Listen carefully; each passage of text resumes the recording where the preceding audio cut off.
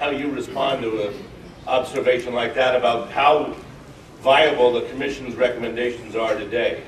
Well, when I subsequently got my IND for marijuana use, the government was giving us the Mississippi cigarettes were up to 3%. And I know it's stronger now, but we did a study of the Ethiopian Zion Coptic Church in Jamaica. Lester Grinspoon and I went down there because they all got arrested. And they were doing a religious thing, and we got and brought back some of their stuff and had the government analyze it. It was 8% THC. They were smoking for years, for 20, 25 times a day. And they weren't stoned. They were tolerant to those effects. They were able to drive and to carry on some businesses and things. So I sent a research team down from UCLA to do some sophisticated psychological testing, and there were no problems. We published that in Science. People were not happy that we published it, but that was the 8%. So people just use less if they get the effect of whatever is desired. Okay? So there we are in the Oval Office. You probably don't recognize me. I don't recognize me either, but I'm there, that's me right there. On here in the old days, you know how it was. Okay, so that was the that was, okay. And pursuant to that, I want to tell you about the reactions, I guess, before I go on. A couple of the reactions. Lester Grinspoon, Lester said, it's just half a loaf. He criticized us. Why didn't we go all the way? The official White House attitude after we gave the report in was, what report?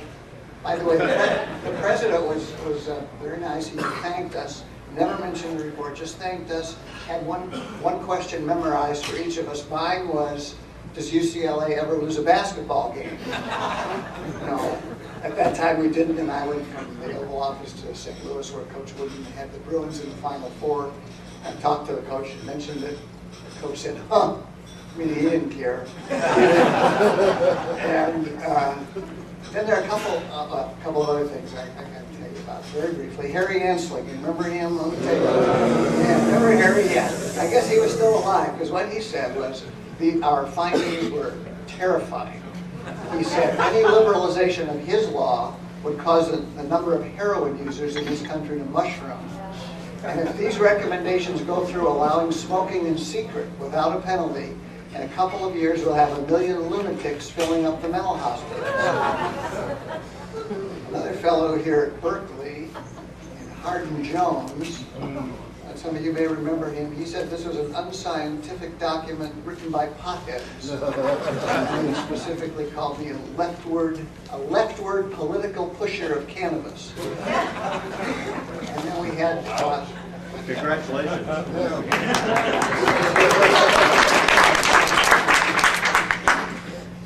Let's take a look at the pertinent dates.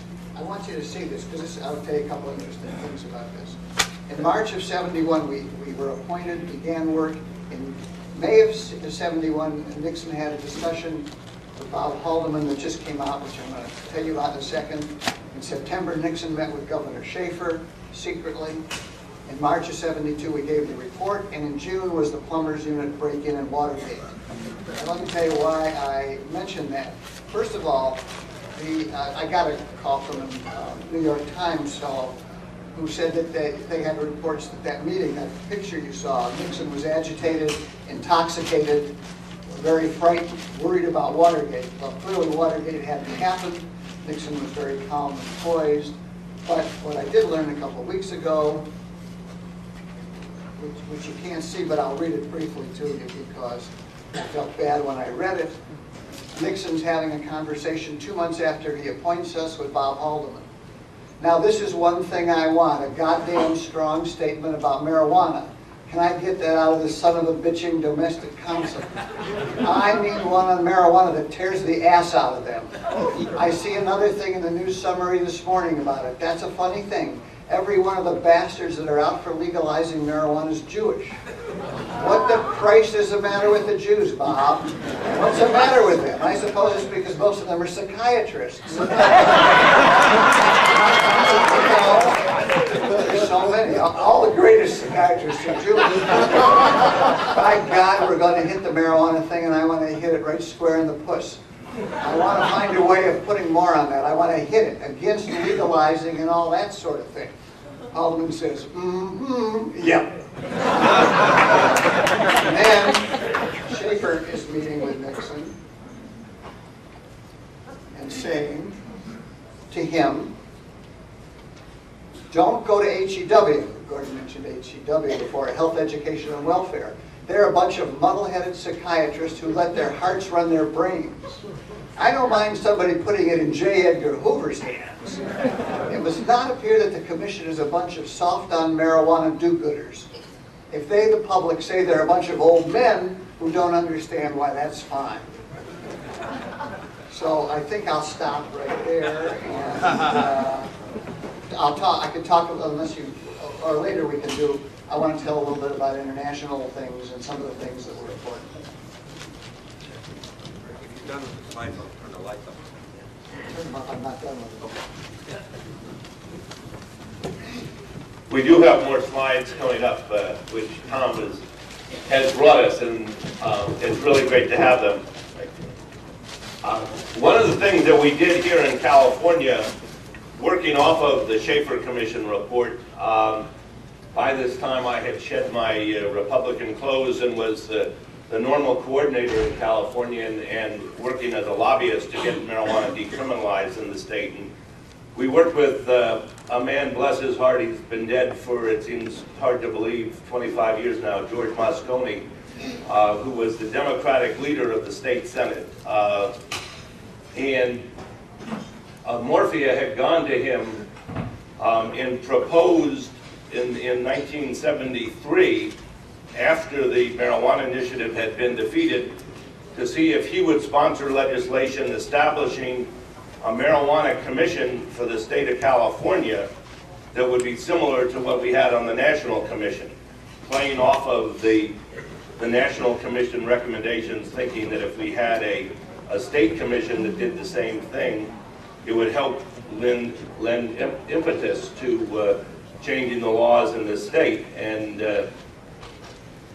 Senator Moscone, he was always one of the smartest people ever to walk the halls of Sacramento. He said, well, you don't want a state marijuana commission in California because Ronald Reagan's going to appoint all the members, and you know what that's going to mean. You're not going to strike gold twice. He said Nixon had his commission and came out okay, but Ronald Reagan wouldn't make the same mistake. He said, let me set up the commission in the state Senate, and we'll have a state Senate select committee on the control of marijuana, and that way, since I run the state Senate, I'll get to pick the senators who serve on the committee. And in fact, that's what happened. And we had in California appointed in 1973 the state Senate select committee on the control of marijuana that, on a much smaller scale, did what the National Commission did that Tom Ungerleider was talking about. It held hearings in different parts of the state, and it came out with recommendations. And the recommendations paralleled almost word for word the recommendations of the National Commission on Marijuana and Drug Abuse that Dr. Ungerleider showed on the screen just a little while ago. And there was a fiscal impact that showed just how much it cost to enforce the marijuana laws in California that Mike might want to talk about. But we used the National Commission as a way of leapfrogging into the California legislature with the marijuana decriminalization bill that Senator Moscone introduced in December of 1974, which was just 1 month after Jerry Brown had become elected governor. Ronald Reagan was out, Jerry Brown was in, and Senator Moscone introduced his SB 95 bill, which over the course of the next 6 months worked its way through the California legislature and became law. I think it's safe to say that if we hadn't had the recommendations of the National Commission on Marijuana and Drug Abuse, it would have been a whole different outcome. The commission legitimized decriminalization as a concept. And what happened in the course of the 1970s as a result of that commission is that a total of 11 states decriminalized marijuana, and in every one of those states, it was the National Commission that was cited as the reason why that policy change should be made. And because it was a Republican commission, considered a Republican commission, we were able to say it was appointed by the Nixon administration, that it carried an enormous amount of weight. So Mike also I want to talk a little bit about one of the most wonderful days of my life. I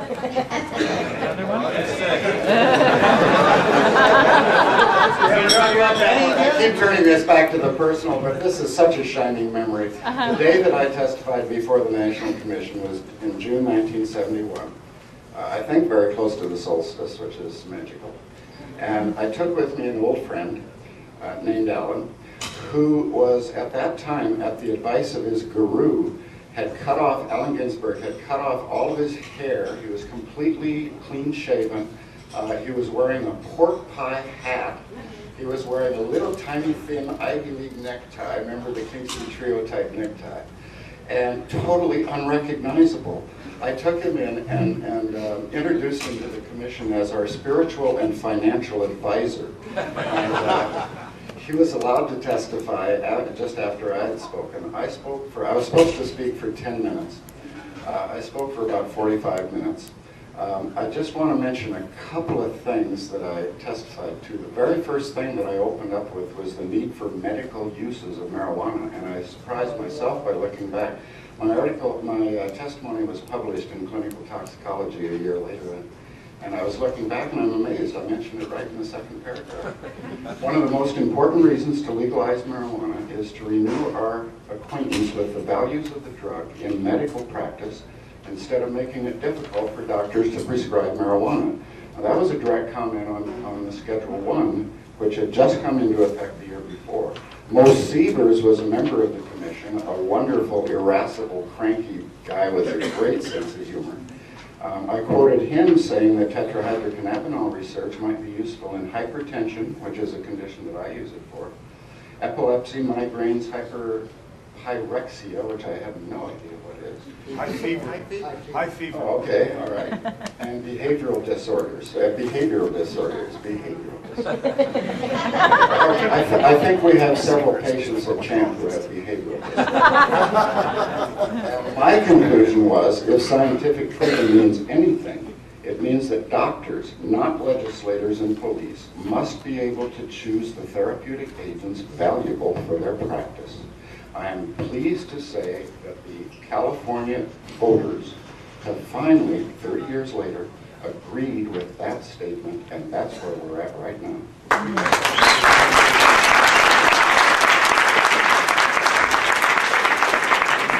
I mentioned that marijuana had never been successfully prohibited anywhere. Once marijuana enters a culture, it's there for good, no matter what the sheikh tries to do by withdrawing everybody's teeth who's caught with possessing marijuana. That's an old story. Illegalization of marijuana in the United States was born in imperialism, nurtured in racism, and sealed in deliberate deceit. Our government is lying to us, I say. Woo! I quoted Dr. Farnsworth, another member of the commission, about the pill-taking society that we all exist in, and I recommended marijuana as a way of metaphorically and literally helping America get off of speed and alcohol. No drug is harmless, I said, but marijuana is the least dangerous. To call for more research is to evade responsibility. No amount of research will show marijuana to be so harmful that half the kids in college should go to prison for it.